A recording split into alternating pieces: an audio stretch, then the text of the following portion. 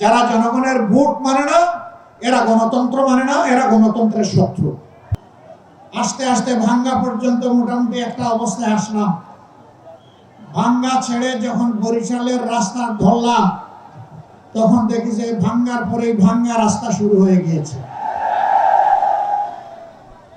পুরাটা রাস্তা বঙ্গোপসাগরের পানির ঢেউয়ের মতো। রাস্তা আবার মাত্র 2 লেনের, একটা বিভাগীয় শহরের রাস্তা, তাছাড়া পাশে আছে কুয়াকাটা,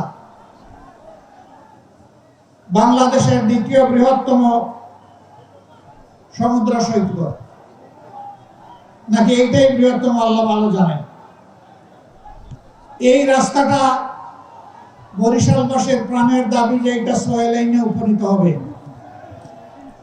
সরকার এই ব্যাপারে কোনো কথা বলে না, সরকারি দলের এমপিরাও কোনো কথা বলে না।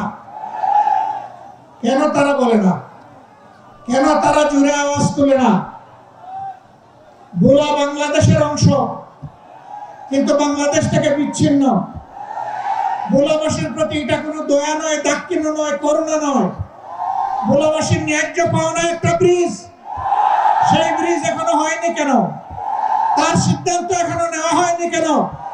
এক থেকে এখনো উঠে নাই কেন? এই সব কিছুর জবাব আমরা জানতে চাই সরকারের কাছ থেকে। প্রিয় বরিশালবাসী, রেল হচ্ছে যোগাযোগের নিরাপদ এবং সহজ মাধ্যম। বাংলাদেশের বিভিন্ন জায়গায় রেল লাইন থাকলেও বরিশালবাসী রেল লাইনের গল্প শুনেছে, রেল লাইন দেখে নাই। কি অপরাধ বরিশালবাসী? এখানে রেল লাইনও দিতে হবে। এইভাবে ন্যায্য যে দাবিগুলো আছে, আমি সরকারের কাছে আহ্বান জানাই, আপনারা ওয়াদা করেছেন, আপনাদের 31 দফায় বলেছেন আপনারা যদি ক্ষমতায় যান তাহলে সুষম উন্নয়ন করবেন। বরিশালকে বঞ্চিত রেখে আল্লাহর কসম সুষম উন্নয়ন হবে না। তাদের পাওনা তাদেরকে দিতে হবে, তাহলেই সুষম উন্নয়ন হবে। তাহলে আমরা গণভোটের প্রত্যেকটি দাবি অক্ষরে অক্ষরে বাস্তবায়ন করব। আমরাও বলেছি, তারা বলেছেন গণভোটে হ্যাঁ বলুন, আমরা বলেছি গণভোটে হ্যাঁ বলুন।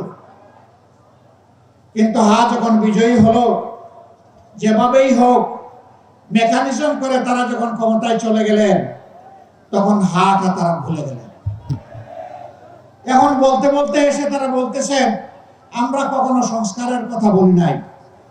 না না বন্ধুরা, আপনারা সত্য বলছেন না, আপনারা মিথ্যা বলছেন। কারণ আপনাদের 31 দফা সংস্কারের দাবির প্রথম দফাই হচ্ছে সংস্কার। এখন বলেন যে সংস্কার কি জিনিস বুঝি না, আসেন আমরা সংবিধান সংশোধন কমিটি করি। এদেশের মানুষ রক্ত দিয়েছে, জীবন দিয়েছে, আয়নাগরের সঙ্গী হয়েছে, লক্ষ লক্ষ মামলা মাথায় নিয়ে জেলে গিয়েছে, সন্তান হারিয়েছে, স্বামী হারিয়েছে, এমনকি স্ত্রীও হারিয়েছে। কিন্তু মানুষ ফ্যাসিবাদের কাছে মাথা নত করে নাই। সেই ফ্যাসিবাদকে বাংলাদেশ থেকে তুড়ি মেরে তাড়িয়ে দিয়েছে। আপনারা হাজার চেষ্টা করলে ওই ফ্যাসিবাদী আওয়ামী লীগ হতে পারবেন না। আপনারা দামি ফ্যাসিবাদ হতে পারবেন। আসল ফ্যাসিবাদকে জনগণ পাত্তা দেয় নাই, দামি ফ্যাসিবাদ আবার কিসে? ফ্যাসিবাদ যে পথে হেঁটেছে আপনারা সেই পথে হাঁটছেন। ফ্যাসিবাদের খাসলতের একটারও পরিবর্তন আনেন নাই। 133টা অর্ডিন্যান্স জারি করা হয়েছিল, যেই অর্ডিন্যান্স গুলো ফ্যাসিবাদের জন্ম দিয়েছিল তার সবগুলো বিএনপি রেখে দিয়েছে। এটা জাতির সাথে বিশ্বাসঘাতকতা। সাবধান, ধোঁকার পথে পা বাড়াবেন না। আমাদের সাফ কথা, যে গণভোটে জনগণ 70 ভাগ রায় দিয়েছে, সেই একই দিনের ভোটে আপনারা সরকার বলে এখন দাবি করছেন। ওই গণভোট না থাকলে এই সরকারও মানা হবে না। ওই গণভোট যদি ব্যর্থ হয়, সরকারকেও ব্যর্থ করে দেওয়া হবে। ওই গণভোট মানতে আপনাদেরকে জনগণ বাধ্য করবে ইনশাআল্লাহ। আমরা যদি এবার গিয়ে দেখি এর মধ্যে কোনো পরিবর্তন আনা হয়েছে, আমরা আবার গর্জন করব, আমরা চুপ থাকবো না, তার প্রতিবাদ করব। যদি কোনো ঐতিহ্য গায়েব করা হয়ে থাকে, 16 আনা তাদের কাছ থেকে আমরা তা আদায় করে ছাড়বো ইনশাআল্লাহ। সম্মানিত ভাইরা, আমাদের সাফ কথা, গণভোটের গণরায় মানতেই হবে। যারা জনগণের ভোট মানে না, এরা গণতন্ত্র মানে না, এরা গণতন্ত্রের শত্রু। আমরা চাই না এই সরকারকে আমরা গণতন্ত্রের শত্রু বলি।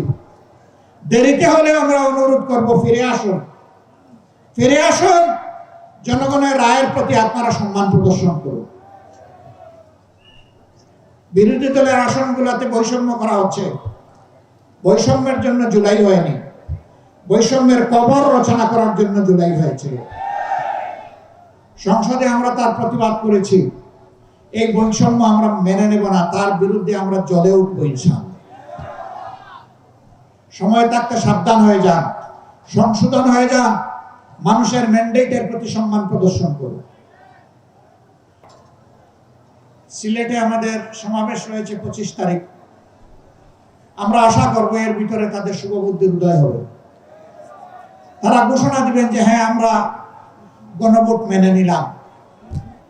যদি মেনে না নেন, তাহলে ঢাকার মহাসমাবেশের জন্য আপনারা প্রস্তুত থাকুন। হাতে চিড়ামুড়ি নিয়ে আপনারা রওনা করতে পারবেন তো ইনশাআল্লাহ? আমরা কোনো বিরানি দিতে পারবো না। আমরা ইনশাআল্লাহ যদি কিছুই না থাকে রোজা রাখবো, আর না হয় একটুখানি চিড়া আর সামান্য একটু গুড় নিয়ে আমরা রওনা করবো ইনশাআল্লাহ।